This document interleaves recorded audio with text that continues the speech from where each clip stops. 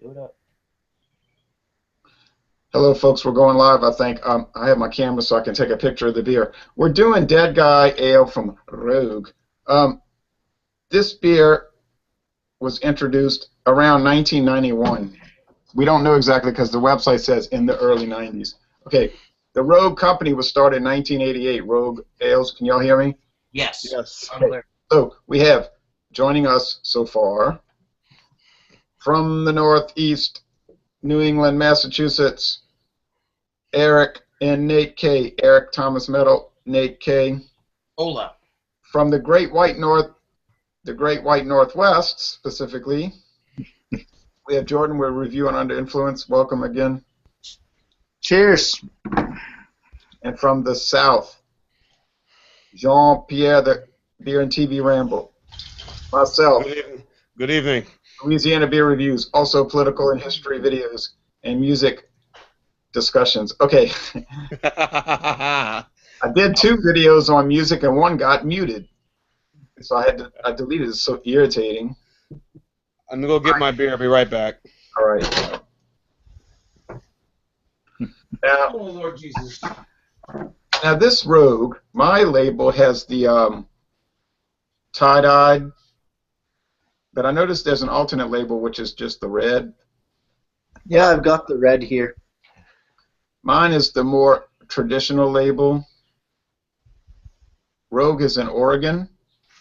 Rogue Brewing, and been around almost 30 years. And it's kind of it's a label that's trying to look like, you know, shall we go, if we can, to that transient night full of diamonds. All right, so dark star crashes. All right, so anyway, you know, it's supposed to be that kind of thing. There's my bottle right here, the big boy. The big one. Oh, yeah. They said it was very popular with Grateful Dead fans, this beer. I believe it. And it's a skeleton, you know, and Jerry Garcia, you are missed, my friend. You're in your honor. driving that train. High Ohio cocaine. High on truck dust. Casey Jones. Watch your speed. All right, so my favorite part is trouble ahead. Lady in red, take my advice, you'd be better off dead. Okay, anyway, now, it's still daylight out there because really it's only 5:34, not 6:34 with this ridiculous daylight savings time. All right, who has not had this beer before? Never had it. I don't think I have. Wow. I have not either. I don't remember the last time I drank this. We got newbies. Well, let's go for it. Now, you know what's the weird thing about this beer? I was reading about it. It's an ale designed to be like a Maibock. Mm-hmm. It's an ale designed to mimic a lager, a Maibock lager. Well, why wouldn't you just make a lager? I don't understand, but I guess it doesn't matter as long as it tastes good. But it is weird, you know, kind of strange. Okay, hold on a second. I'm trying to look at their website. Yeah, they say on Beer Advocate they consider it a Maibock/Hellesbuck. Yeah, but it's an ale. Right. It's an ale in Texas. Okay, Yeah. Very cloudy. Wow. it has some sediment at the bottom, so it must be a living ale because I saw some gunk at the bottom. It smells like bread. Look at all these bubbles. That's very strange because mine is pretty clear and there's 0 sediment at the bottom. Yeah, mine is opaque, extremely fiercely bubbly. I would agree with that. And the head was, I see on yours is thicker, but mine is kind of on the thin to medium and off-white or bone-colored. Bone-colored. Yeah, the bottom of the bottle definitely doesn't have any gunk or stuff stuck to it. And my bottle. Mine seem to. Okay, they're saying the ingredients are 2-row, C15, Munich, Rogue Farms Dare, Risk, barley malts. Rogue Farms Revolution and Independent hops. Free-range coastal water. Whoa. Free-range water. Free-range Like at Budweiser, because they're using free-range Mississippi River water, and then Pacman yeast. Pacman Jones. But it says 40 IBUs. The alcohol is guessed to be at 6.2. It has won It has won lots of awards, but interesting, it has not won either of the major league awards. It's not won anything that I could see at Great American Beer Festival or the World Beer Cup. So it's won a lot of minor league awards, but I see it all around. My complaint with this beer is that it's expensive. It cost me, come on, man, $2.59 for this bottle. You got a 12-ounce bottle. Okay, that's about the same price I saw at Rouse's. About $2.59. Yeah, $25 a six-pack out here. Quit complaining. I know. I'm not complaining You're right. about $6.59. $6.59 for this bottle right here. $6.59. $6.59, so it would be $3.30 for. And what size bottle was that? 22. 22 ounce, my friend. Yes. You do better getting the 12 ounce apparently. Okay. A pint. I don't know if it's sold in cans. I've not seen cans. I haven't seen it either. It's not bad.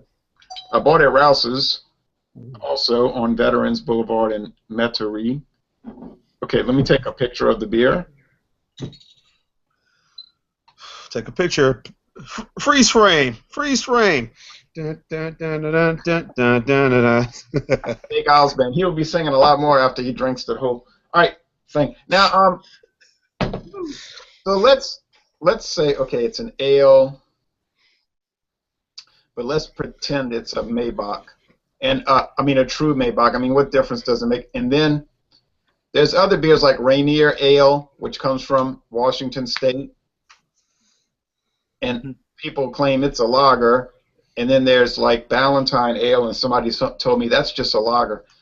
I said, but the company says it's an ale. I mean, why would they go around saying it's an ale if it's a lager? Why wouldn't they just say it's a lager? There's no sense in that. It doesn't taste like a lager. All right. Well, anyway, we'll go to Canada first because I like Canada. All right.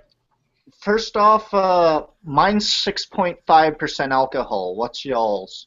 Oh, and hold on. Alberta, to be specific. Your bottle says the ABV? Well, the private liquor importers here always put a sticker on, and it always says the ABV of each bottle. Because I was only getting guesses, and the guesses I had was 6.2. Well, that's not too different. Yeah, they list 6.5 on Beer Advocate as the. Okay. 6.5. 6.5. Yeah. Okay, sorry, my recollection was bad. Okay, 6.5. It says deep honey color. I think we can all see that. Yep. Malty aroma, rich hearty flavor, and a well-balanced finish. So let's see if what we examine matches up with their company's description. Okay, so Alberta, Jordan, reviewing under influence. That's so funny. Give us your where's that echo coming from? Give us your assessment of the aroma. Well, I'm getting a nice, to beat a dead horse, apricot and white pepper right away. But I'm getting, yeah, a really sweet honey-like malt. For sure.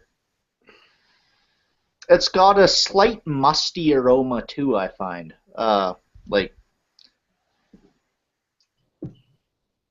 Like slightly farmyard, I guess, something like that. Oh, let me interrupt you. I enabled people to ask questions. Okay, go back. I'm sorry. Farmyard. Yeah, that's pretty much it. It's a very mild but really pleasant smelling beer. Maria said I should sing. You should sing. Where's Maria? Why isn't she in this video tonight? She doesn't have the beer. Oh. Huh. In New York, they don't have it. Shocked. I am shocked. I don't know if it's that, but she's coming to do Chimay Red, That'll be real good. and she's coming to do. Is Chimay Red next week? I think No, that's in 2 weeks. next week is a Beta, and you can bring any Abita beer you want because people were telling me they can't get Abita Amber, and I didn't want to penalize people. I can get all of them. Amber, Purple Haze, Giacomo IPA, whatever it is, I can get here. Yeah, I'll try to join you guys. I'll be in San Diego then, but I believe they have Abita's stuff out there, eh? Oh, I think they should. Abita's pretty well distributed, being on the market for 30 years now. Okay, I'll go ahead and do the aroma, and I'm sorry, Jordan, that it was kind of like all these things were going on while you were talking about it. Oh, no problem at all. I'm also getting that apricot, and I'm getting, like you said, a barnyard. And also, definitely strong bread notes, like brown bread. Almost the honey, like the Roman meal bread. Or that Sara Lee bread with that honey. Oh, it isn't. But I think Roman meal's honey top. So it's got that. You notice those Bock beers, those strong Bock beers will have all these characteristics. But it's not as strong as a double Bock in the aroma by any means. But it sure does smell nice. Now, Yeah, for sure. to Jean. I'm getting kind of the same thing. I smell a lot of raisins, a lot of cinnamon. It's kind of like you said, that very like a sort of sweet, raisin bread type of, sweet type bread, and a little bit of honey in this beer. But for me, more so, when I'm sipping this, it's not that strong at all. I mean, it's just pretty mild in my opinion. You didn't have it too cold, huh? I had this in my freezer. I had it in my refrigerator since last night. Just the regular refrigerator, and I kept it overnight, and I took it out so we can do this review, and it feels like it's around like 45 degrees. It's not overly cold. I think about your standard, refrigerator temperature. Okay. So you're finding it pleasant. Yes, I do. Okay, Very pleasant. Now Nate and then Eric. And I'm going Nate first, Eric, because he's had it. Well, no, I haven't had. Oh, Eric, because Eric's had it. Yeah. Oh, okay. Because Eric's had it and you haven't. That makes sense. With Nate to buy the beer this afternoon, and I know he had never tried the beer, so I'm interested in seeing what he's got to say right now. Right. Of course, my standard that I set makes no sense because I already talked about it and I have had it, so there's no sense to what I'm saying, really. Okay, Nate, sorry about that. We had to go to the south before the north, so. Yeah. That's all right. It actually west to east, anyways. But how about I kind of agree with your bread kind of scent that you had there, but I would also add maybe a light kind of molasses kind of smell to it as well, kind of mixed in with that. So maybe that goes along with the kind of sweetness that you're smelling from it. Molasses. Yeah. Like a light molasses. Yeah, like not overwhelming, not like, well, here's a jar of molasses and that's what it smells like, but like not Brer Rabbit black strap molasses. Maybe like a teaspoon of molasses as opposed to a whole jar. Yeah. Thomas Metal. What is that shirt? Let me see that shirt. It's the Judas Priest, the British Steel. Very excellent. Oh, yeah, from 1980. Absolutely.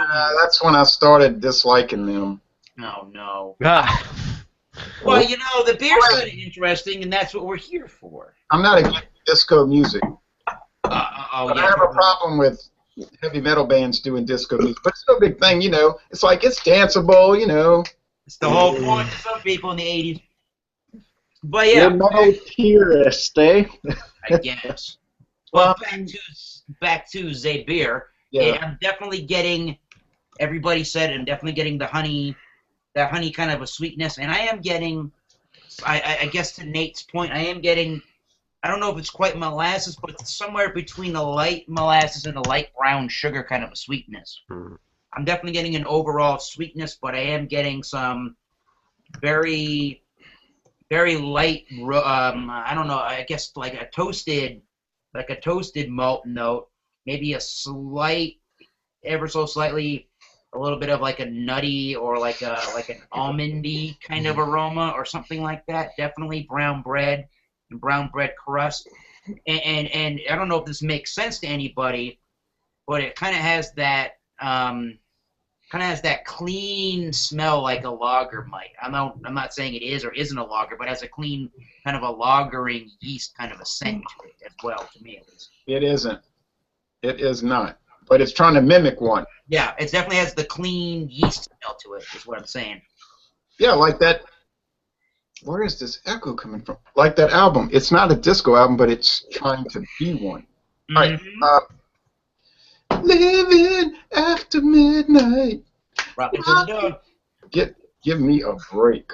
All right. Anyway.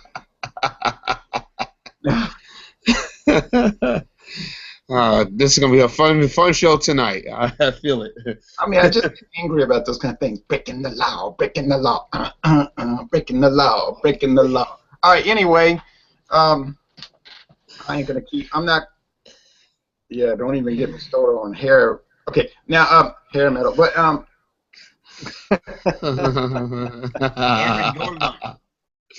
oh boy. I was in the concert halls. All right, anyway. Cheers. In the shopping malls. Anyway, now back to Canada, Alberta. Give us your flavor assessment. Sing Russian, then we go to Canada. All right. Yep. You have to check for echo, so hey. Well, I just reviewed this for my channel, just a quick review. Yeah. And I was very surprised at the bitterness in this one. I didn't know it was 40 IBUs. But if I had known that beforehand, I definitely would have seen that, you know. It's got a slight, not piney, not resinous, but like a spicy bitterness, kind of. I want to say like pepper skin, if that makes sense. Maybe that's a stupid assessment, but no, because the first sip I took just now, and it's been about 2 years since I had this. Maybe not that long, but I think so. Yeah. And I said, this thing is so hoppy. Yeah, it's quite hoppy. I was surprised how hoppy it is.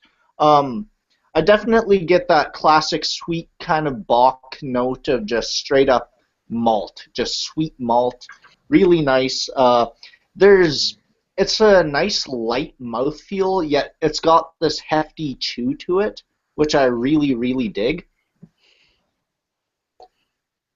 But you know, and then like stone fruit, like peach, apricot, stuff like that, way in the background. A slight tartness from there, and then I'd say something like a blueberry skin as well. Just this dry finish. Yeah, just really nice fruity flavors to the beer. I really dig it. I think it would be a great base beer for fruit ale, like putting some raspberries or blueberries into this. I think that'd be fan-friggin-tastic. So you think you could customize it? Okay, now Jean, what do you think about the flavor? Like I said, the flavor has a very, sort of a sweet, but not too overly sweet. Again, very mild. Is not overly powerful like the Chimay. For a Hellesbach, this is pretty easy drinking. Only drink 2 of these. Don't drink more than 2. If you do, you are effed up. Challenge accepted. Uh-oh. I only have this one. Eric's gonna buy 6 bombers and drink them all in an hour, guys. Oh, no, John's drinking a bomber. Yeah, I'm not drinking 3 bombers, John. Okay, this beer to me, this beer to me, I'm gonna go fast. It's got sweetness. It's got breadiness. It's got bread crust, brown bread crust. It's got that pepper note he was talking about. It's got bitterness, but it is not that kind of bitterness that makes me so angry all the time. It's the bitterness that's appropriate. It's like, I call it a bitter bitterness. It's Not like a hairspray bitterness. No. It's not grapefruit. It's not canned pineapple. It's not any of those things. It's a bitter bitterness, like It's not the old taste of school. hops. Yeah, it's like old school. It's like 1991 bitterness. Not the taste of hops. Smell like Teen Spirit, but it's like it's.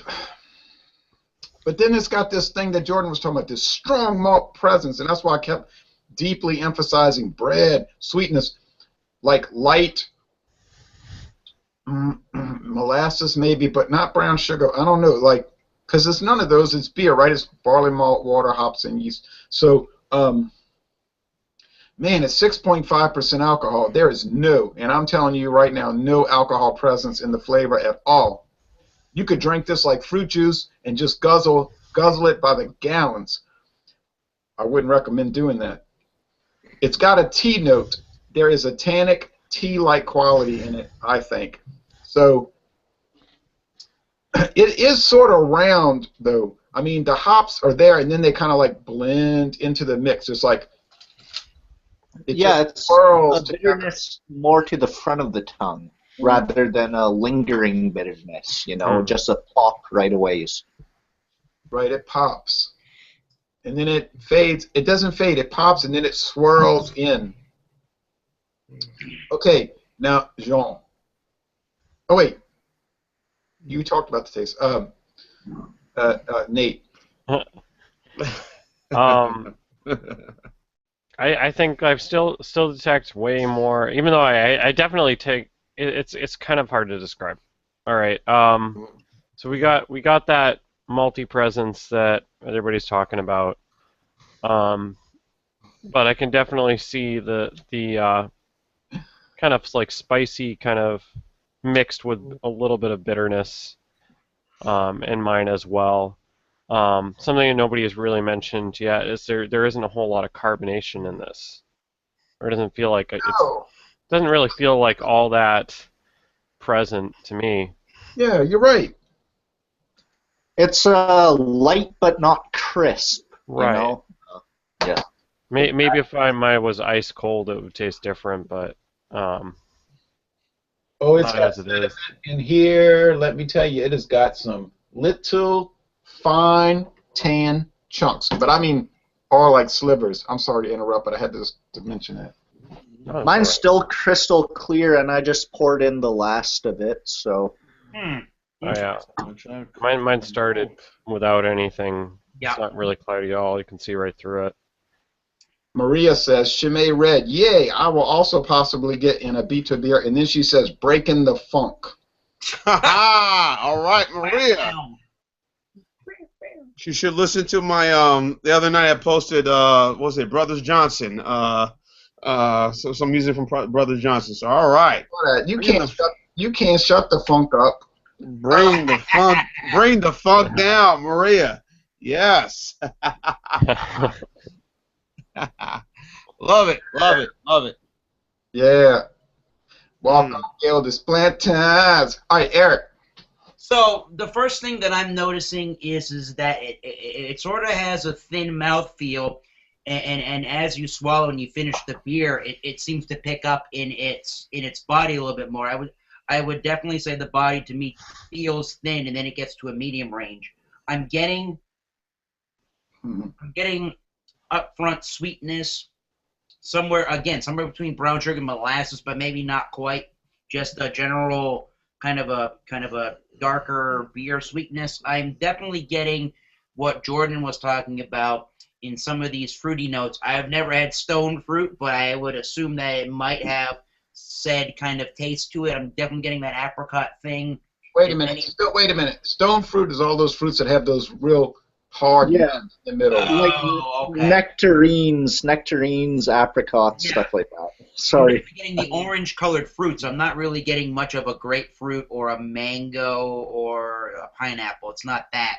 Definitely like your a Florida orange and apricot kind of a deal. And it definitely has light amounts of some brown. Well, not light amounts. It definitely has a brown bread kind of a malty taste.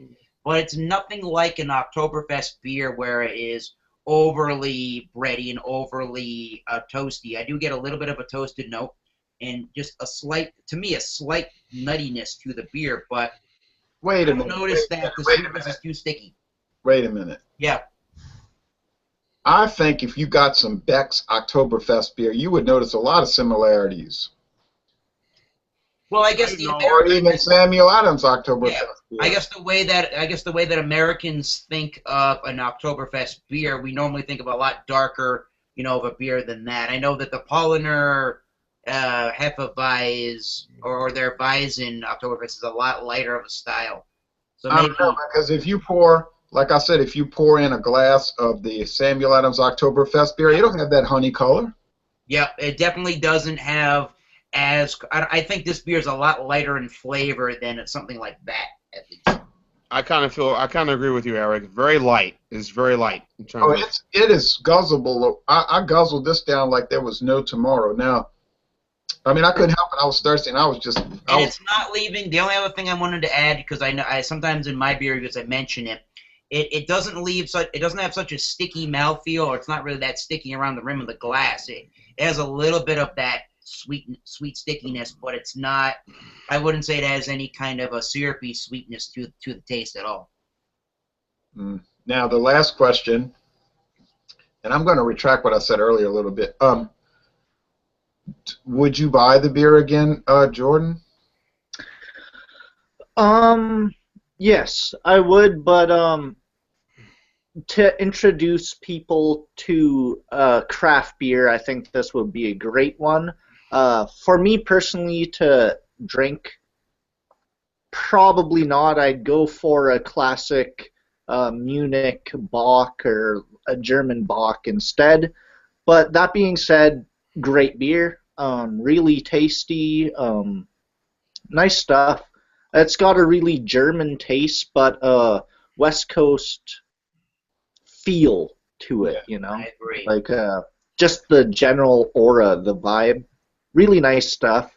I'd recommend it to anyone who's just looking for a light beer to guzzle down, and but with a bit more flavor. It's nice stuff. Really good. Jean, would you buy it again? I'm kind of on the fence. 50% says yes. Another 50% says no.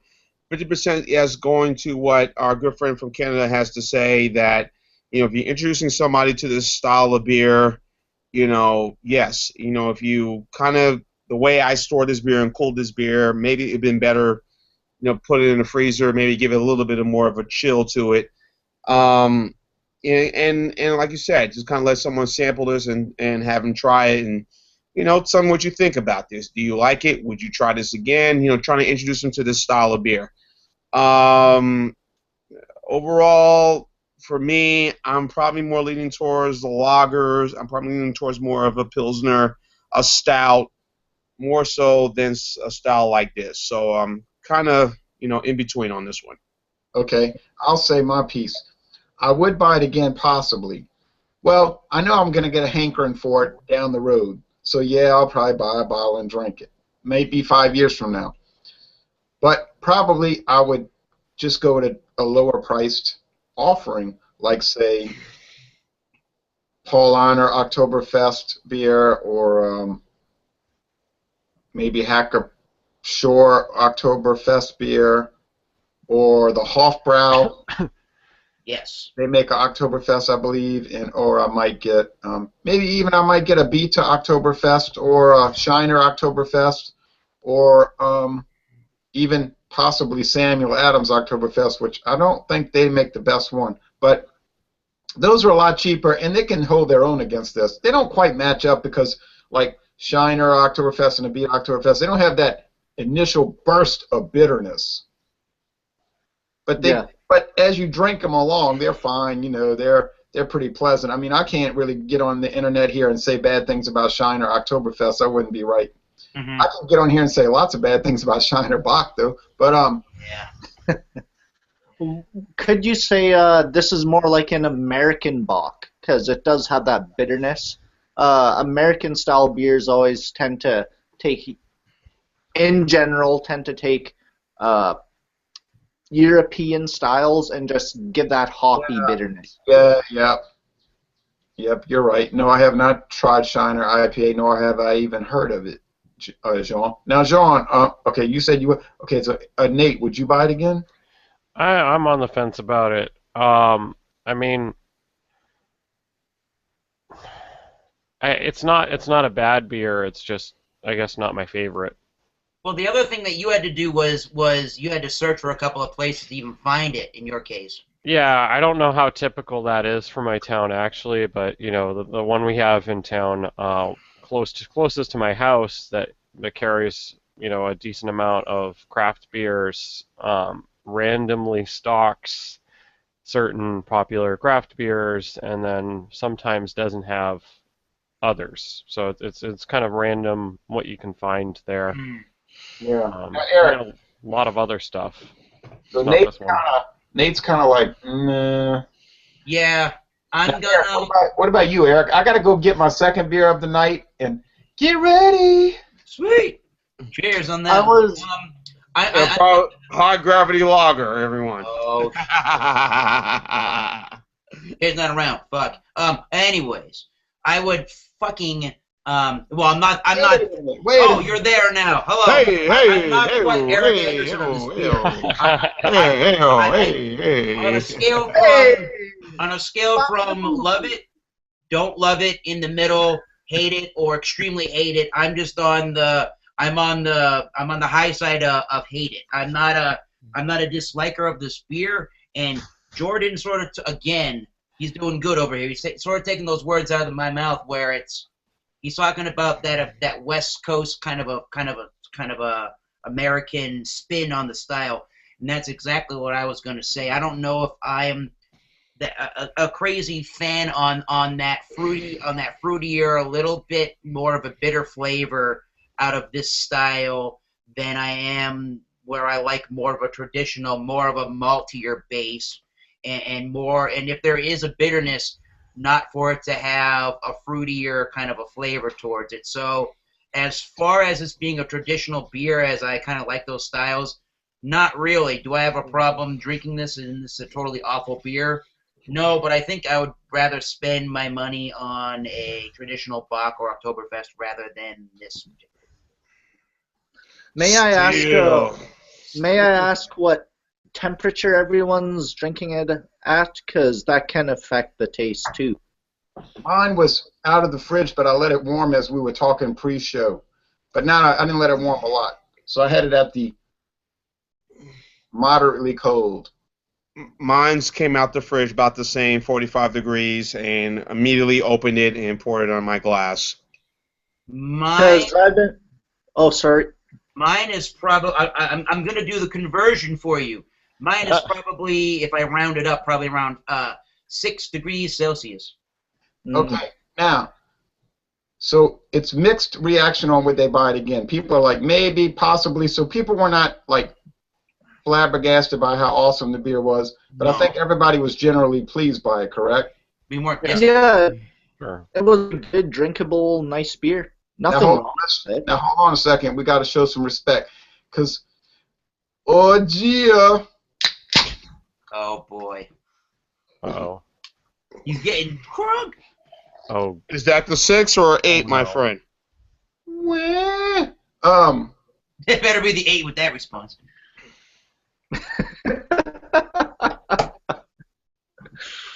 Hey, let me tell you something.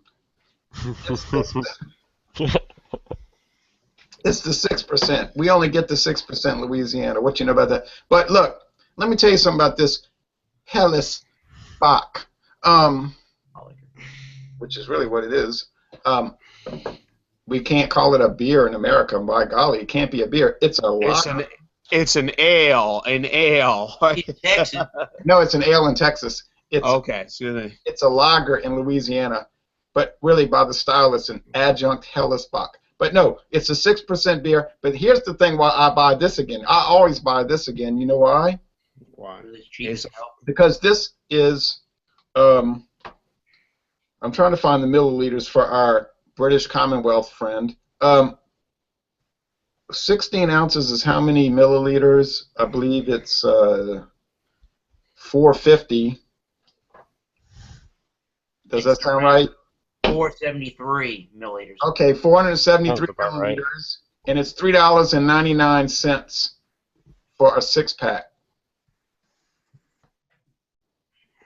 $3.99 for a 6-pack, and it's 473 milliliters, 16 ounces. And it tastes good. It's pleasant. It's not the greatest thing in the world. It's one of my lowest rated beers. Because you're Just saying. because you're a communist. But I'm a dead guy. are you mad at me because you hate America? No, Eric. Ah, Trying to communicate this to you. I have been trying to communicate this to you. You only get the 8%, 8.1. Right. That is so harsh. And I like that in a way because it's so harsh that people are not going to abuse it. It's like, you're really going to drink a whole lot of Steel Reserve 8.1? I don't think you are. Surprise. 6%, you open this can up and it's like, hello, friend.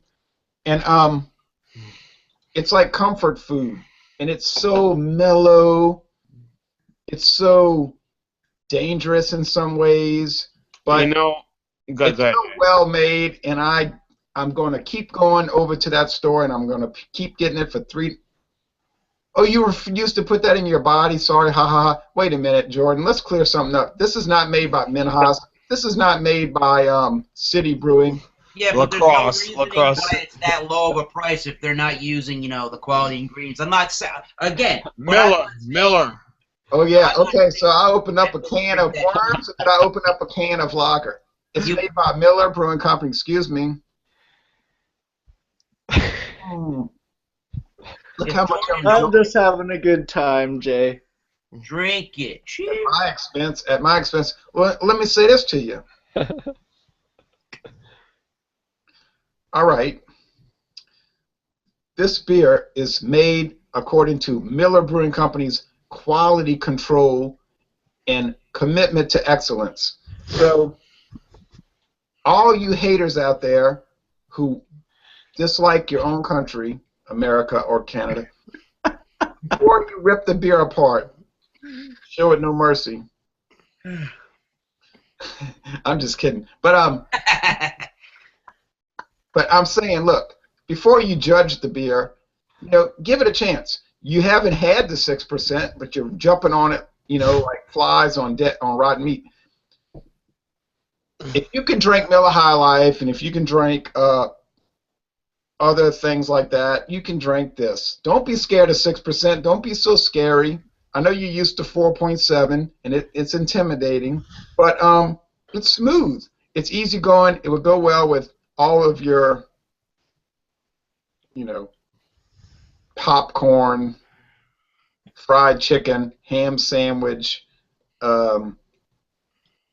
Big Mac and fries. You know what I'm saying? It's like it's at that level while you're watching Cannonball Run. Hey, D. Martin and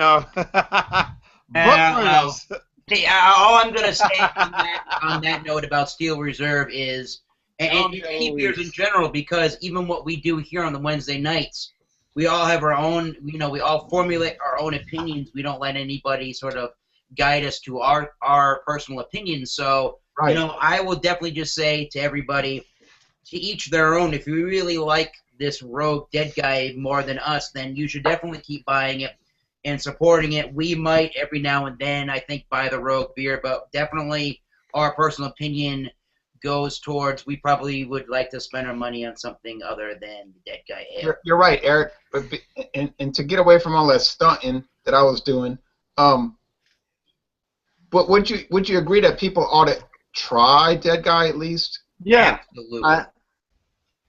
Friggin' try it out. It's a pretty good beer, I'd say. It's well brewed, no off flavors. It's not my personal style, No. but I'd highly recommend it to anyone who's into German classic kind of beers with a twist, you know? Yeah, Like let me ask you this. What is like your definitive style? In bourbon barrel aged imperial stouts, I like crazy West Coast IPAs and enamel ripping sours. That's Wow, enamel ripping. Well, I hate sours. Oh, yeah. I hate sours. But If I can feel it burn on my skin, Oh yeah. it's not sour enough. but IPAs, I do like them to be. When I drink an IPA, I always like the bitterest IPA on earth, and I like it to be the highest ABV. So I like the intense IPAs. Like, Oh, have you had Stone's Ruin 10 yet? nay. You gotta pick up their triple IPAs and their barley wines, dude. I think you'd love them. I'm sure I would. And my definitive style is kind of hard to pin down. I do drink lagers all the time, but that's economics. You know, they're cheap, but I mean, I do like them. Obviously, I'm drinking them all the time, right? But and then I like those kind of pale ales. Not pale ales like we're thinking. I don't mean that. Not like Dale's Pale Ale or Sierra Nevada Pale Ale. I mean those ales that are pale. You know what I mean? Like Ballantine or Foster's. Maybe those are like low-level ESBs or something like that. I think the style I drink the most, just for if I'm having multiple beers, is like red ales. I love red ales. Oh, Murphy's Red. I love them. I almost picked that up today. 4 red ales, and I was not ready for red ales. I used to dislike them, but it was me. It wasn't the ale. You know, like a girl says, "Let's break up," but it's me. It's not you. Yep. Which translated into English means she found somebody else. But right? No one's disagreeing with me. But anyway, but now I'm so into red ales, like the Murphy's Red Ale. That is a hidden gem. Hell yeah. You can't hardly find it. I mean, if you can't find it, but that beer is so good, and it's so like a mystery to me. I mean, I'm not saying Murphy's Stout is like super available either, but it's like, come on, Guinness. I mean, Heineken. Come on, Heineken. You have to step up. You are making 2 awesome beers, Murphy's Stout and Murphy's. Yeah, Murphy's Stout. I've had Murphy's Stout once in this Irish pub down in Edmonton. I guess for you guys it's up in Edmonton, but it just blew Guinness out of the water, in my opinion. But I had one red ale, locally brewed, just small brewery, started in a tool shed brewing company, and it's literally the best red ale I've had. Like, it just blows every single one out of the water. It's American and English, perfect balance, in my opinion. My daughter brought back some red ale from Ireland last year, and it was called Franciscan Well. Wow. Red ale. It's made by Miller Coors Molson Coors. That beer was awesome, man. We were like bragging on that thing like crazy. So, but anyway, before we get too far off track, because once you start drinking and things start to deteriorate, you could say. Yes. Then you start talking about, and then I remember that barbecue in 1973. I haven't been to a barbecue. And my daddy did not start that fight. You know, you don't want to get into all that. But anyway, it's fun to do the hangouts, like I say. But one thing I want to propose to y'all, and we need to stop. I want to propose this. We did Foster's Premium Ale, man, like 2 years ago, right? So but now I'm thinking to myself, they changed it because they used to use the caramel color, and then all the people were saying, "Oh, it's going to cause cancer if you drink Foster's Premium Ale. You'll die because it's got caramel color." which is a food additive they've been using for 200 years. Yeah, just like the myth that hops cause ED, erectile dysfunction, or something something Right. stupid like that.